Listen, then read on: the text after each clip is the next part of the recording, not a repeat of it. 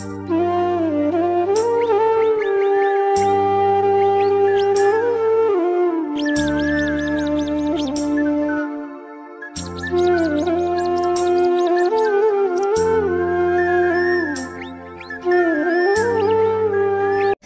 বন্ধুরা, good morning. অনেক দিন পরে এত সকাল সকাল ঘুম থেকে উঠলাম, নতুন আর একটা ব্লগ নিয়ে আমি চলে এসেছি। আর দেখতে পাচ্ছ, ফার্স্টে রান্নাঘরে এসেছি। রান্নাঘরের জানালাটা খুলে দিলাম, বাইরের দৃশ্যটা এত সুন্দর, পাখিরা কিচিরমিচির করছে, এত ভালো লাগছে। অনেক দিন পর এত সকাল সকাল ঘুম থেকে উঠলাম। চলো তোমাদেরকে কিছু জিনিস দেখাই। এই যে দেখতে পাচ্ছ দুটো জিনিস আমার হাতে, একটা হচ্ছে চাউমিন বা পাস্তা সিদ্ধ করার পরে ছ্যাঁকার জন্য চটনি, আর হচ্ছে এই যে এটা দেখতে পাচ্ছ চা বানানোর জন্য। এগুলো কিন্তু আমাদের কলকাতা থেকে নিয়ে এসেছি। আর আমরা যেখানে থাকি এখানে কিন্তু এইসব জিনিসের প্রচুর দাম, তার জন্য ওখান থেকেই নিয়ে এসেছি কিনে। চা বানানোর ওটার দাম নিয়েছে মাত্র 80 টাকা, আর এই যে যেটাকে আমি প্যাকেটে পুড়ছি এটা নিয়েছে 40 টাকা।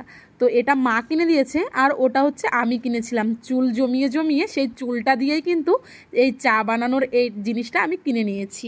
আর তোমাদের দাদাভাই এখনও শুয়ে আছে, ওঠেনি। তো ভাবলাম যে চাটা আগে করে নিই, আবার রান্না বান্না বসাতে হবে। প্রচুর কাজ আছে, কাজ তো কিছু কমছে না, মনে হচ্ছে যে কাজ একটার পর একটা লেগেই আছে। এই দেখো, চা বানাতে বানাতে ওদিকে কিছু থালা বাসন আমি ধুয়ে নিচ্ছিলাম। জলের প্রবলেম হয় প্রচুর। কেরালাতে আসার সময় কলকাতা থেকে অনেক জিনিসই নিয়ে এসেছি। সব কিছু তোমরা আস্তে আস্তে ব্লগের মধ্যে দেখতে পাবে। যেরকম চা বানানোর এটা আমার এখন রেগুলার প্রচুর কাজে দেবে। আর আগে আমার এত বড় একটা কড়া ছিল, সেই কড়াতে করে দুজন মানুষের জন্য চা করতে হতো। দেখো, তোমাদের সঙ্গে কথা বলতে বলতে আমার কিন্তু চা করা রেডি।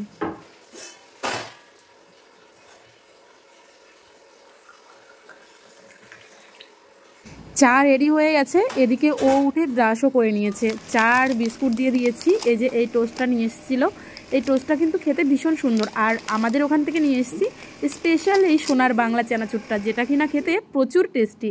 ওই যে তোমাদের দাদাভাই চলে যাচ্ছে। এদিকে হচ্ছে আমার কাজকর্ম সব কিছু সেরে নেব। আজকে রান্না হয়েছে সাদা ভাত, আর এই যে এখানে ভেন্ডি ভাজি করেছি, আর গতকাল রাতে যে মাছটা এনেছিলাম আর মাছ রান্না করেছি, আর এদিকে পাঁপড় ভাজি করেছি। কোনো কিছুর ভিডিও আমি বানাতে পারিনি, কাজ করছিলাম তো একা হাতে, আর কদিক সামলাবো বলো। আর এই যে বাড়ির থেকে পেঁয়াজ আর রসুন দিয়ে দিয়েছিল, যেহেতু আমাদের বাড়িতে এগুলোর চাষ হয় তার জন্য দিয়ে দিয়েছে অনেকটা পরিমাণে রসুন আর পেঁয়াজ। আর এই যে কাল বাজার থেকে কাঁচা আম এনেছিলাম, লেবু, ধনেপাতা, আদা, কাঁচকলা, তারপর গাজর, আলু, আর এদিকে লঙ্কা, টমেটো, তারপর রসুন আর পেঁয়াজ কিছু কিছু ওইদিকে মানে নিচের তাকে ধরেনি, তাই উপরের তাকে দিয়ে দিয়েছি। আর এদিকে ছাতু, তারপর হচ্ছে যা যা কিছু নিয়ে এসেছিলাম বয়ানে, সেগুলো ভরে দেখো তাকের উপর দিয়ে রেখে দিয়েছি। স্নান টান করে পুজো দিয়ে নিয়েছি। তোমাদের দাদা এসেছিলো, দুজনে খাওয়া দাওয়া করে নিয়েছি, ও চলে গেছে। আর এদিকে হচ্ছে আমি ভাবলাম বসে বসে কি করব, তো জানালার পর্দাটা লাগিয়ে নিই, যেগুলো ধুয়ে দিয়েছিলাম এসেই। একটা হচ্ছে দরজার পর্দা বানিয়েছিলাম, আর একটা হচ্ছে জানালার বানিয়েছিলাম। এটা হচ্ছে আমার শাড়ি ছিল, সেই শাড়িটা দিয়ে বানিয়েছিলাম।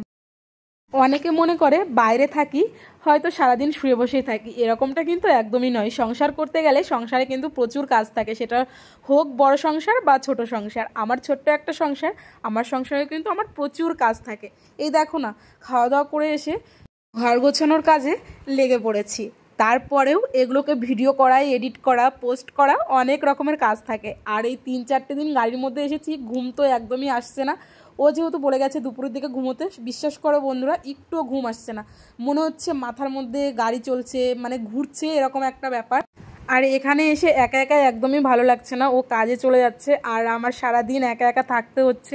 প্রচুর খারাপ লাগছে বাড়িতে থাকতে। দাদার মেয়ে, দিদির মেয়ে, ওদের সঙ্গে সবসময় থাকতাম, মানে ভীষণ মজার মধ্যে থাকতাম। আর এখানে এসে একা একা হয়ে গেছি, মনটা ভীষণ খারাপ হয়ে যাচ্ছে। কি করব বলো, কিছু করার নেই, মনটাকে মানিয়ে রাখতে হবে। মাঝে মধ্যে মনে হয় যদি পাখি হতাম তাহলে উড়ে চলে যেতাম, কিন্তু আমরা তো মানুষ, পাখি তো না, উড়ে আর কোথায় বা যাব। আমাদের গন্তব্য যেখানে সেই পর্যন্তই আমাদের থাকতে হবে। কিন্তু তারপরেও কেন জানি না, বাড়িতে 5টা মাস ছিলাম, সবাইকে প্রচুর মিস করছি। বিকেলবেলা হলে বড়মাদের বাড়িতে আড্ডা দেওয়া, মানে সেই সব সময়গুলো প্রচুর মিস করছি। আর ভীষণ একা একা লাগছে। বড় মা আমাকে বলতো যে চলে তো যাচ্ছিস, দেখবি গিয়ে একদম ভালো লাগবে না, মন টিকবে না। তো বড় মার কথাটাই সত্যি, যে এসে প্রচণ্ড পরিমাণে মন খারাপ হচ্ছে। যাই হোক, মনটাকে অনেক বুঝিয়ে বুঝিয়ে রাখছি। আর এদিকে দেখো, তোমাদের সঙ্গে কথা বলতে বলতে আমার দেখো পর্দাটা দড়ির মধ্যে ভরা হয়ে গেছে, এখন জানালার সঙ্গে সেট করে দেব। যাই হোক চলো পর্দাটা ঝটপট করে সেট করে নিই। আর হচ্ছে এদিকে না যে দড়িটা আছে ওই দড়িটা না আমি বাঁধতে গেলে ঢিল হয়ে যায়, আর যদি ও থাকতো টাইট করে বেঁধে দিতে পারতো। দেখবা হাজার ভালো করে টাইট করে বেঁধে দিলেও না ওরকম লুজ লুজ হয়ে যায়। আর হচ্ছে তোমাদের দাদা তো সেই আসবে 10টা 11টার দিকে, তো পরে যখন একদম পুরো দেখবো যে চলছে না তারপর ওকে দিয়ে ঠিক করিয়ে নেব।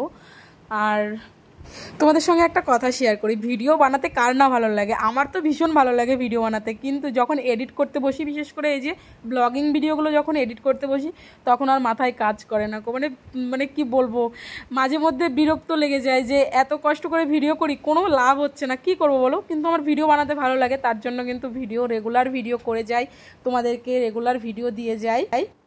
দেখি কোনোদিন সাকসেস পাই কি না। দেখো বক বক করতে করতে এদিকে কিন্তু আমার ঘরটা গোছানো কিন্তু হয়ে গেছে, নতুন বেডশিট পেতেছি, বেশ মানিয়েছে বলো। এদিকে দেখো আলনাটাও গোছানো। ঘর সব সময় গোছানোই কিন্তু ভালো লাগে, অগোছালো একদম ভালো লাগে না। তোমাদের আজকের ভিডিওটা কেমন লেগেছে অবশ্যই কিন্তু কমেন্টস করতে ভুলো না। তোমরা যারা ইউটিউব থেকে দেখছো আমার চ্যানেলটিতে সাবস্ক্রাইব করে পাশে থেকো, যারা এফবি থেকে দেখছো আমার পেজটি অবশ্যই ফলো করে দিও। তোমরা সবাই ভালো থেকো, সুস্থ থেকো, তোমাদের সঙ্গে দেখা হবে নতুন আরেকটা ব্লগে। সবাই ভালো থেকো, টাটা।